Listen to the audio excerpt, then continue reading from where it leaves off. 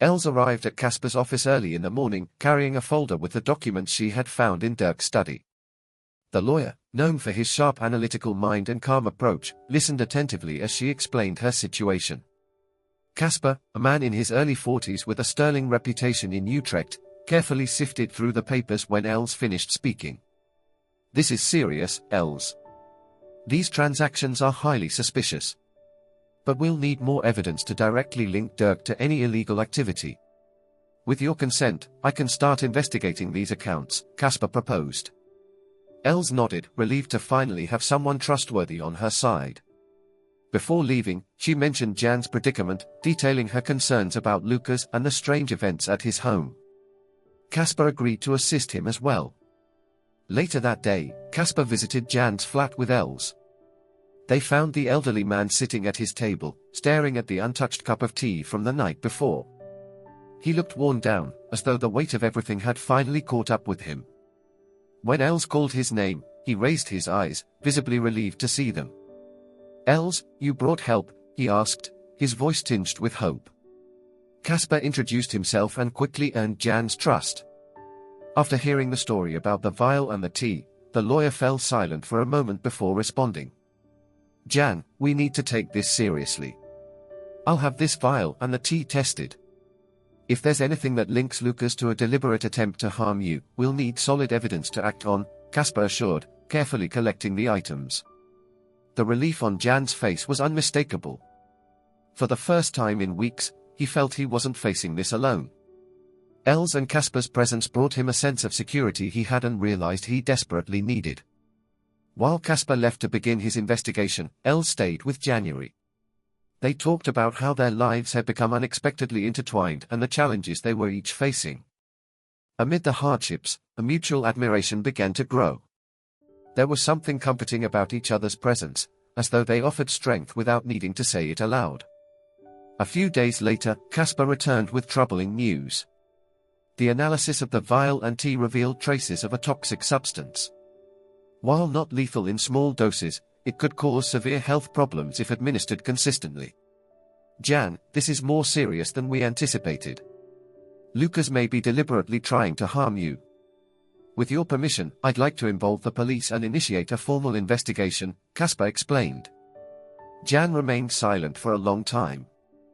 He didn't want to believe his own son could be capable of such cruelty. But the evidence was undeniable, and he knew he couldn't ignore it.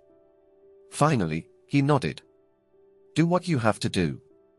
I just want to understand why he's doing this," Jan said, his voice heavy with emotion. As Casper handed the case over to the authorities, Els was waging her own battle. Dirk, increasingly suspicious, began pressing her with questions about her schedule and activities.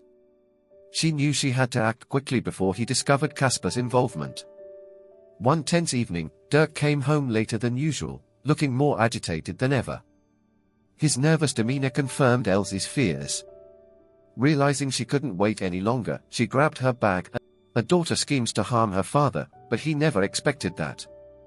Jan van der Vliet was a beloved figure in Utrecht.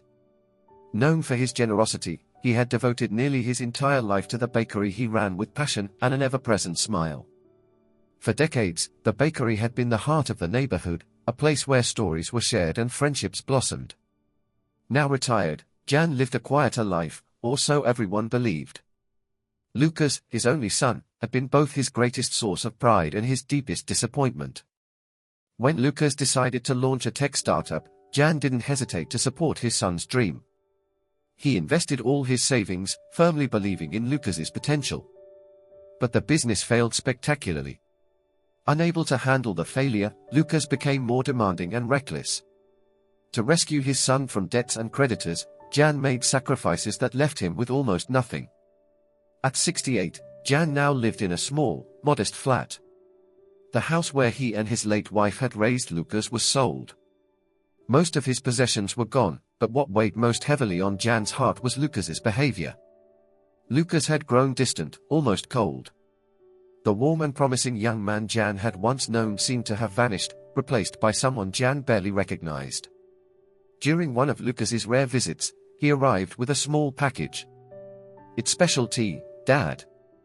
It'll help you relax," he said with a hurried smile before leaving as quickly as he had come. The speed of Lucas's departure left Jan uneasy. He opened the package and examined the leaves inside, but something about the situation felt off. Why was Lucas acting so evasively? It was as if there was more behind this seemingly kind gesture. Jan tried to push these doubts aside, but an uneasiness began to grow within him. He spent his days alone, wandering the streets of Utrecht, seeking solace in the familiar sights of the canals and bridges he loved so much. During his walks, he always made a point of stopping at Else's cheese shop. Els was a kind and resilient woman who ran her shop with a determination Jan admired. She always greeted him with a warm smile and a slice of fresh cheese to sample. Though their conversations were brief, Els seemed to sense that Jan carried an invisible burden. As much as he tried to hide his troubles, the loneliness in his eyes was hard to conceal. One evening, while cleaning his kitchen, Jan came across something that made him freeze. In the rubbish bin, he found a small, empty vial with a strange label written in Latin. He couldn't understand its meaning, but the object reminded him of the tea Lucas had brought. The feeling that something was amiss grew stronger. He stared at the vial for long minutes, torn between his desire to trust his son and his fear that something terrible was happening. In the days that followed, Jan avoided brewing the tea, but the package remained on the shelf, a constant reminder of his uncertainty. He tried to go about his routine, but the unease shadowed him relentlessly. During one of his visits to Else's shop, he considered confiding in her, but decided against it. Perhaps he was just imagining things. That night, alone in his living room, Jan gazed at the tea package once more. Sitting in his worn-out armchair, he reflected on everything he had lost, his home, his money, and, in many ways, the bond with his own son. Holding the teacup in his hands, he felt paralyzed by doubt. Something didn't feel right, yet he couldn't decide what to do. The faint aroma of the tea lingered in the air, but Jan hesitated. He placed the cup back on the table, unable to bring himself to take a sip.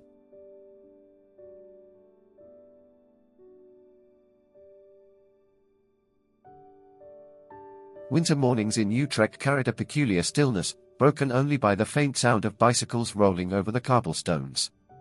Jan woke up with the same unease that had been following him for days. The cup of tea Lucas had given him remained untouched, a constant reminder that something in his life was not quite right. Determined to find answers, he slipped the small tea package into his pocket and headed toward the city center. On his way, he passed Else's cheese shop but chose not to go in this time. He knew she was busy that morning and didn't want to disturb her. Still, the thought of sharing his concerns with her was oddly comforting. Meanwhile, Els was facing an increasingly tense situation. After days of reviewing the shop's accounts, she uncovered a significant discrepancy. Thousands of euros had vanished. The irregularities were far greater than she had imagined, and it became impossible to ignore the certainty that Dirk was involved. Knowing a direct confrontation could be risky, Els resolved to proceed carefully. She needed help but wasn't sure where to turn. Back at Jan's flat, events were taking an unexpected turn. That evening, while preparing a different tea, he remembered the vial he had found in the bin days earlier.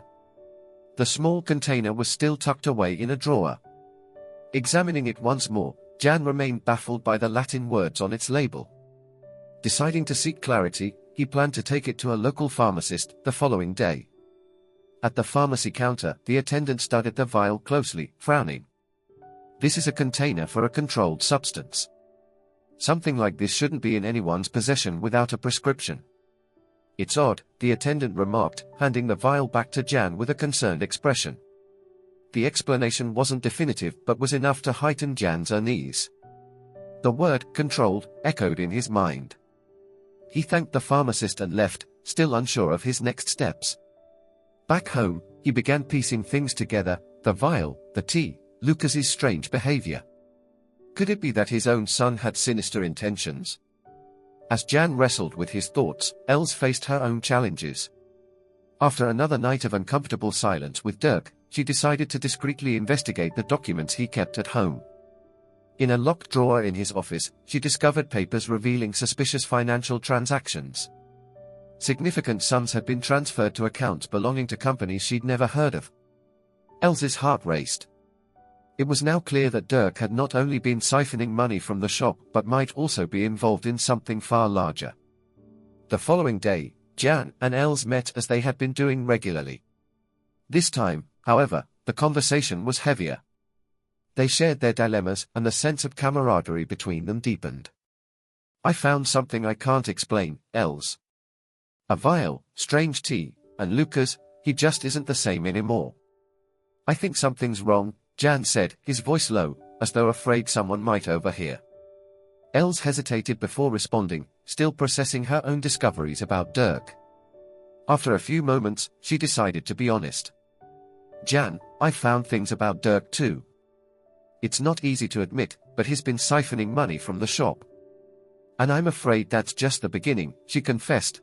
Utrecht was a city of contrasts. Its cobblestone streets and winding canals meandered through historic buildings, while the pulse of modernity steadily crept into the lives of its residents. Amid this backdrop, Els ran her artisanal cheese shop in the heart of the old town. The shop, a family legacy, was the result of years of hard work, and she took pride in what she had built. Yet, her personal life was far less harmonious than the pristine displays in her storefront. Dirk, her husband, had grown increasingly distant and, of late, suspicious. Els suspected he was involved in shady dealings, but she had little evidence. He often came home late, avoided direct conversations, and seemed perpetually preoccupied with cryptic phone calls. The shop, which had once been the foundation of their relationship, no longer seemed to interest him. Over time, Els felt increasingly isolated, despite the cheerful smile she wore for her customers. One quiet morning, Jan walked into her shop as he often did during his daily strolls. Els always took a moment for him, offering a slice of aged Gouda or engaging in light conversation. But today, something was different. Jan seemed more downcast than usual, as though he carried the weight of the world on his shoulders. "Good morning, January. What brings you here today?" Els asked, with the ease of someone familiar with his habits. "Just in need of some good company, if it's not too much trouble," Jan replied with a shy smile. Els noticed the melancholy in his voice and hesitated to probe further. But before she could decide, Jan began to speak. He shared the story of Lucas's recent visit, the delivery of the tea, and the strange vial he had found in the bin. He wasn't making accusations, but his unease was palpable. "I don't know.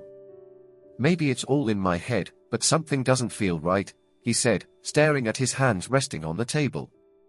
Els listened attentively, not interrupting him. She knew what it was like to carry worries too big to voice aloud. She also knew how to recognize when someone simply needed to be heard. When Jan finished, she placed a gentle hand on his. "It doesn't sound like it's all in your head, January. If something feels off, it's best not to ignore it. Sometimes our instincts sense what our eyes haven't yet seen." Her words brought an unexpected comfort to January. In the days that followed, he continued visiting the shop, and the two began to forge a bond that went beyond casual chatter. Els found in Jan a quiet wisdom, while Jan admired Els's strength and kindness. It was an unlikely friendship, but a genuine one. Meanwhile, Els was grappling with her own troubles.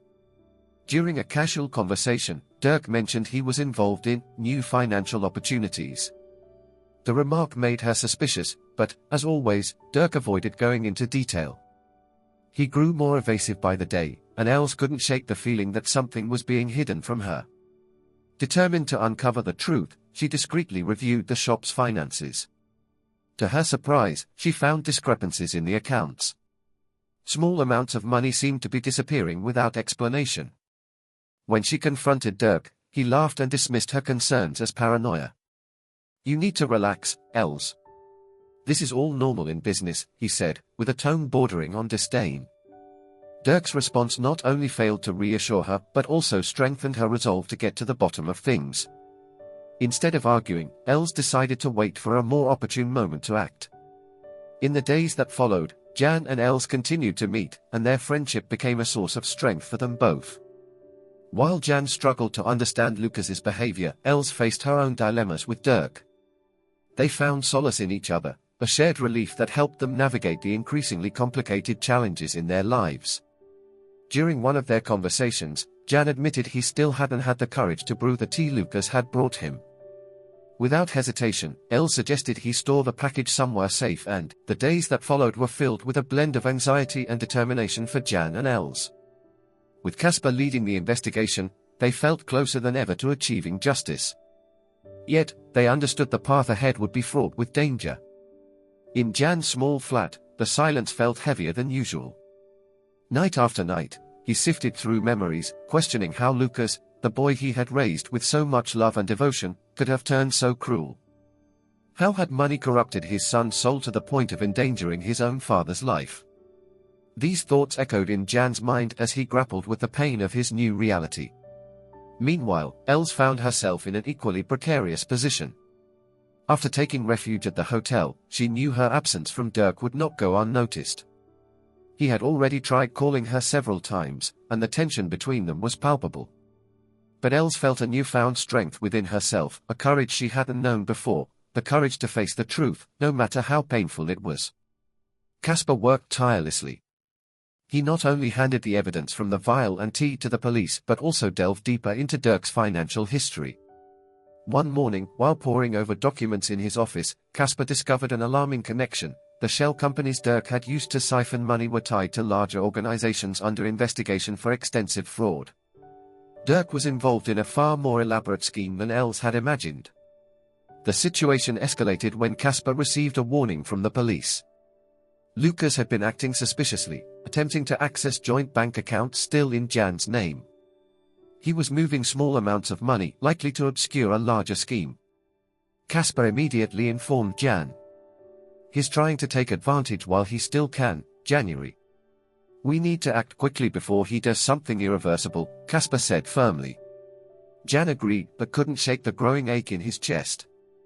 He wanted to protect himself and what little he had left, but he couldn't help mourning the person Lucas had become. Still, he knew it was time to take a stand. Els, meanwhile, decided to confront Dirk indirectly. With Casper's help, she arranged a meeting with a police investigator to officially hand over the documents she had found.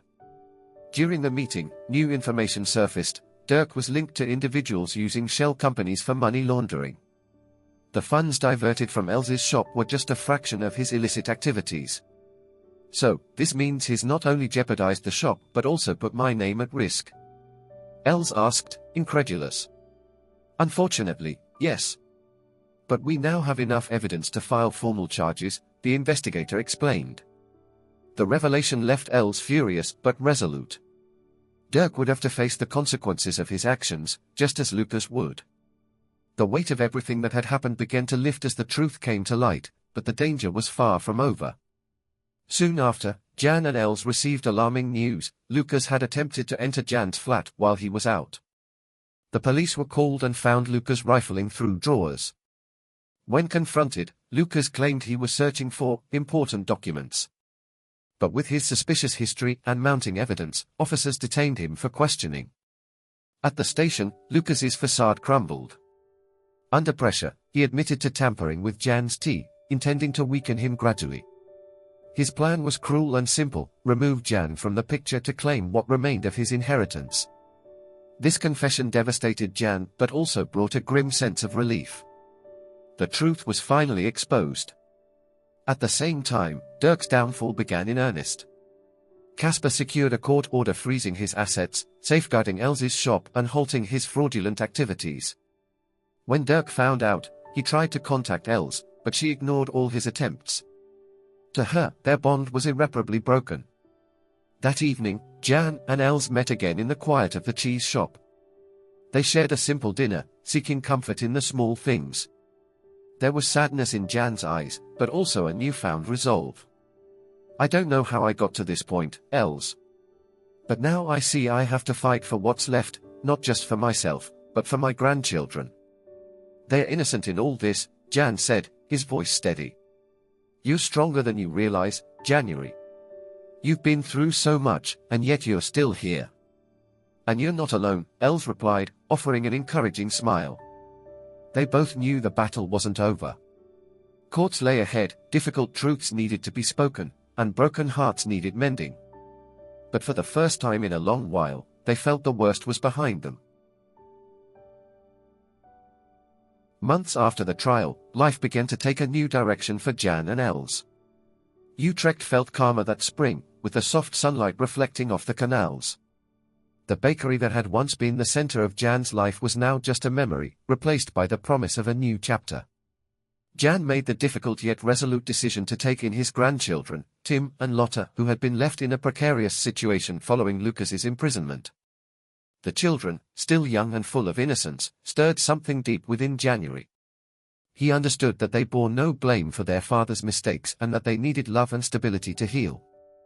Els, always at Jan's side, became a vital part of this new chapter. After successfully rebuilding her shop with Casper's assistance, she found joy in spending time with the children. The laughter and playfulness of Tim and Lotta brought a fresh vitality to her days, a warmth that neither she nor Jan had experienced in years. Together, they decided to move to a house in the countryside near Utrecht. The home was modest but charming, with a small garden that quickly became a shared project. Jan tended the flowers while Els planted aromatic herbs, and the children explored every corner with the boundless curiosity of youth. Casper's presence remained constant. Not only did he assist with lingering legal matters, but his bond with Els deepened in a way that neither had anticipated. What began as a professional relationship evolved into something more, bringing Els the companionship and warmth she had lost with Dirk. Gradually, a new kind of family took shape, forged from the struggles they had overcome together.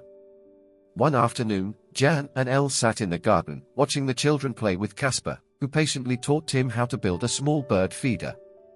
Jan observed the scene with a contented smile. "I never thought I'd find something like this after everything we've been through," he said. "It's funny how life surprises us. Sometimes, what feels like an ending is just the beginning of something better," Els replied, taking Jan's hand in hers.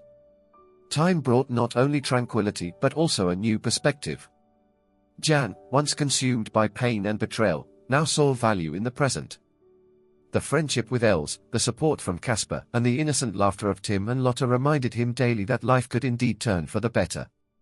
The final chapter of Jan and Els's turbulent lives wasn't defined by grand events but by simple, meaningful moments, the smell of fresh bread baking in the oven, the joy of watching the children run freely in the fields, and the sound of voices mingling around the dinner table.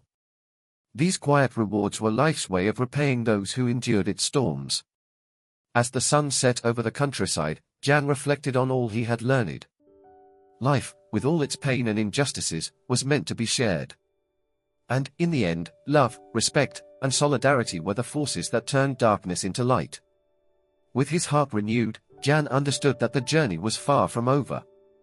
But for the first time in years, he felt at peace.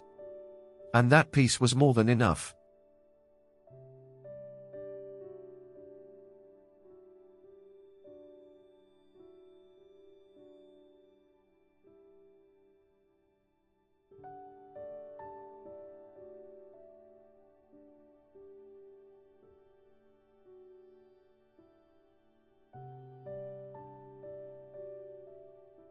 The Utrecht courthouse was packed that morning. The worn wooden benches were filled with reporters, curious onlookers, and, of course, the key parties involved in two interlinked cases, Lucas's attempted murder charge and Dirk's accusations of fraud and embezzlement. Jan and Els sat side by side, awaiting the start of the trial. The weight of the past months felt heavier now, with everything about to be laid bare. Jan was nervous. Though resolute in seeking justice, it wasn't easy to face Lucas, his own son, sitting on the defendant's bench. Across the courtroom, Dirk wore a blank expression, but Els knew that behind his facade of calm, he was teetering on the edge. The trial began with Lucas's case. Casper, representing Jan, presented overwhelming evidence, the vial containing the toxic substance, the analysis of the tea, and even messages retrieved from Lucas's phone detailing his plan. When the prosecutor asked Lucas to explain himself, he initially attempted to deny everything. "I never meant to hurt my father. I was just trying to help him relax," Lucas said, his voice trembling. But under intense questioning and faced with irrefutable evidence, Lucas finally broke down. He confessed to his calculated plan to gradually weaken Jan, believing it would allow him to escape his father's oversight and claim what remained of the family's inheritance. Jan felt the ground fall out from under him as he heard Lucas's words. While he had braced himself for this moment, hearing it aloud was devastating. He looked at Lucas, searching for a glimpse of the boy he had raised with so much love, but all he saw was a stranger consumed by greed. After Lucas's confession, the judge delivered the verdict. Lucas was sentenced to life imprisonment for attempted murder and financial fraud. The courtroom fell silent as Jan bowed his head, fighting back tears. Justice had been served, but at a heavy cost. He knew it would take time to come to terms with what had happened, but he also knew it was the right decision. When Dirk's case was called, the tension in the room rose once more. Casper presented the evidence Els had gathered: financial records, fraudulent transfers, and even testimonies from Dirk's former business associates confirming his involvement in illegal activities.